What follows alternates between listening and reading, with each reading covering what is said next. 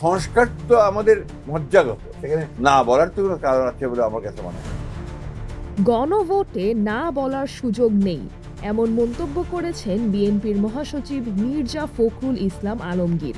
শুক্রবার ঠাকুরগাঁওয়ে নিজ বাসভবনে সাংবাদিকদের সঙ্গে আলাপকালে তিনি বলেন, সংসদের যেসব সংস্কার নিয়ে সরকার গণভোট আয়োজন করছে সেসব প্রস্তাব বিএনপি বহু আগেই জাতির সামনে তুলে ধরেছিল। 2016 ও 2023 সালে ঘোষিত 31 দফার মধ্যেই এসব সংস্কারের কথা উল্লেখ ছিল বলে জানান তিনি। একই দিনে জাতীয় নির্বাচন ও গণভোট আয়োজনকে ইতিবাচক হিসেবে দেখছেন মির্জা ফখরুল। তার মতে, সংস্কার একটি চলমান প্রক্রিয়া এবং গণভোটের মাধ্যমে জনমতের প্রতিফলন হওয়া জরুরি। তবে দেশের আইন শৃঙ্খলা পরিস্থিতি নিয়ে গভীর উদ্বেগ প্রকাশ করেন বিএনপি মহাসচিব।